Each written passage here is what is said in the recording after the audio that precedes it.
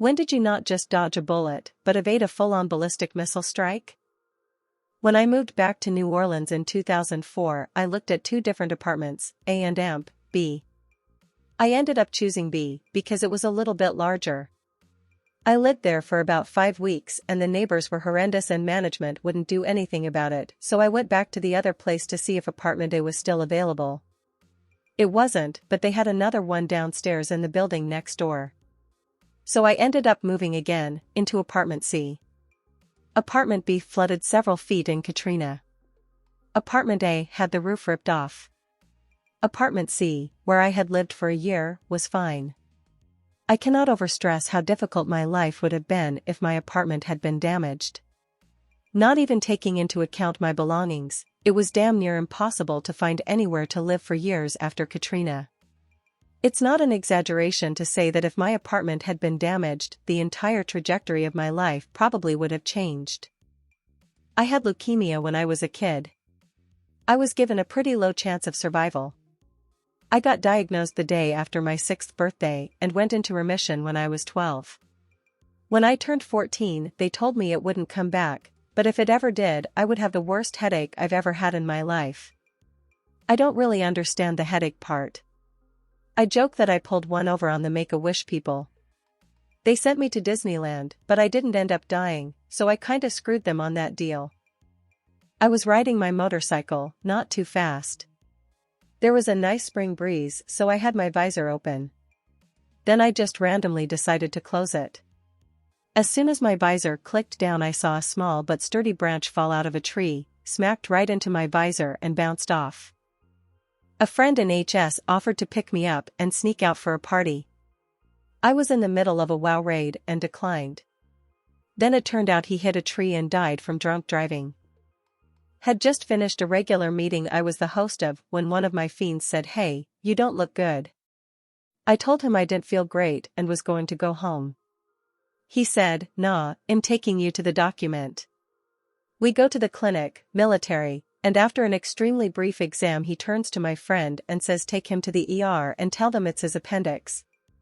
Less than an hour later I was in surgery. Thing is, I had just come back from a dive weekend where I did 2 days of boat dives 4 hours out in the Red Sea. Multiple dives were below 100 feet. If my appendix had decided to give out a day earlier, I'd probably die. I was in a coma. Didn't look like I'd come out of it. They had the talk with my wife about letting me go. She said no. Thanks, wife. Edit, this blew up. Attaching a video my wife made of the first year of my recovery, starts about a week after I came out of the coma. It was a catastrophic stroke. Our gas range in the kitchen malfunctioned. It was leaking natural gas all night. CO detector never went off. I woke up the following morning, walked downstairs, and smelled it. It was so thick of gas you could taste it. Quickly opened all of the doors/windows and vacated. We waited about an hour before going back in. It was windy out, so it cleared out quickly. Inspected everything, replaced the stove, and went on with the day.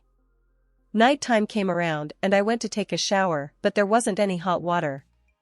Turns out, for some unknown reason, the pilot light on the hot water tank was out and likely had been out all night. Had it not been out, my house would have been a crater and I wouldn't be typing this. 9/11. I was living in Carroll Gardens at the time, a little bit south of the Brooklyn Bridge, and I was commuting via bike. Normally, I'd wake up around 8 o'clock, get my stuff together and ride up Smith Street and go over the Brooklyn Bridge. I'd buy a few dozen Krispy Kreme donuts from their location in WTC for my team and then ride down to Wall Street where I worked. That particular Tuesday, I overslept my alarm and had to take the subway in. I would have been at WTC right at the time of the first impact, but instead was on the subway. I actually was walking up out of the Wall Street subway stop right as the second plane was coming in and was able to see a little of the fireball and hear the citywide scream. In high school, my friend knocked on my door and tried to get me to come out and hang at night, and my mom refused to let me go out with them. I was mad about it until I learned that there was 4 other people hiding behind trees that were going to jump me that night. Apple Watch said my pulse oxygen was 70 and to seek immediate medical attention. COVID ICU, plus blood clots and lungs. I'd had died in my sleep if I hadn't gotten up. Hung out with my high school boyfriend one afternoon, and we started hearing sirens when he was getting ready to leave. He looked me dead in the eyes to tell me he better get back home and make sure they hadn't found her. Well, they had. He was arrested on his walk home, because he'd tried to kill his mother and left her in their apartment hoping she'd bleed out.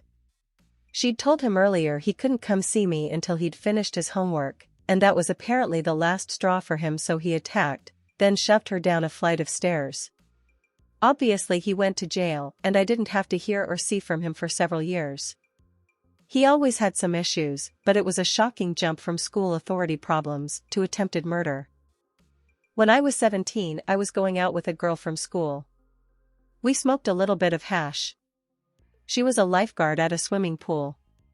Her boss was a creepy guy in his late 20s who had a thing for my girlfriend.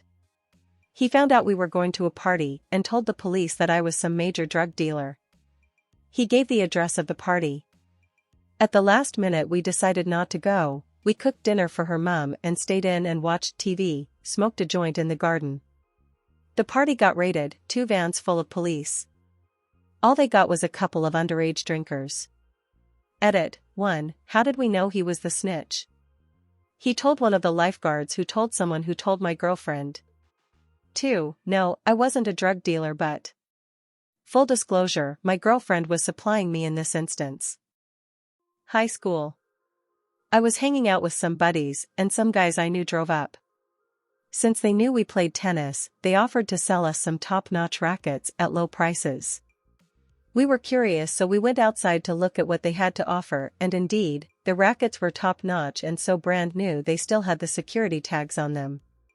We declined. Turned out they had robbed a sporting goods store and shot a couple of clerks in the process. I was walking to high school when I was 15. I had to cross a pretty busy boulevard at uncontrolled crosswalk. I often had to wait a bit for traffic to stop. As I got to the crosswalk, a minivan in the closest lane stopped fairly early. I considered jogging so that she didn't have to wait long, but decided to keep walking. As I stepped into the second lane, a little Dodge Dakota blew through the lane at about 50 miles per hour. The side mirror left a scuff on my jacket. I just stood there. I looked at the van driver, and she was peeking through her hands. The adrenaline vibrated me the rest of the way to school. Avoided a school shooting. The prof was kinda lazy, since the lesson after the one we were having was right before Christmas. So he asked us if we are going to attend, since some people skip the lessons before Christmas to go home if they have families outside of the city the uni is in. Enough people raised their hands, so the professor cancelled the lesson. So I, and some other people, managed to avoid the building that was later shot up. Some time before we would normally have the lecture, we would likely be waiting in the library or in the hallways. Many people died. I was in ROTC in college on a scholarship with hopes to become an Army officer. I was kicked out of the program my junior year of college because I failed 2 PT tests in a row. I was kicked out on September 13, 2001, 2 days after September 11th. Of course I was absolutely gutted and had to figure out what to do next with my life. But all my friends in the program had multiple deployments to Iraq and Afghanistan, and some of them didn't make it back. So in the end, things worked out for the best. The girl I was seeing wasn't interested in being an Army wife and is upfront about how she probably would have broken up after college. But instead, we've been married 18 years and have 2 awesome sons. I dated a girl and just never felt right. I thought she was lying about being on birth control, so I always used protection and broke things off quickly after that. A few years later, I saw her mugshot on the news, and it turns out she had gotten pregnant with twins, gave birth in her home and murdered them. Those could have been my kids, and it saddens me she would do something like that. I briefly talked to an older man a while back. It never went anywhere other than him letting me try some nose candy and some flirting. He asked me to be his GF like a day into it. I respectfully said no. He did not like that. I've had to move twice and change my number because this guy just kept finding me after I blocked him. Turns out he's a pimp and he already had customers lined up. He was just trying to get me doped up enough to let him take advantage of me. I'm miles away now, but that was probably one of the scariest experiences of my life. I literally dodged a barrage of bullets and survived 2 IED attacks. My husband had an urgent feeling to take me AMA out of one major hospital to the one where my neurosurgeon was. It saved my life. They said I'd have been dead in about 12 hours. Shout out to UTSW Dr. Bruce Mickey, Dr. Jonathan White and everyone in the neuro ICU. I've been there way too many times.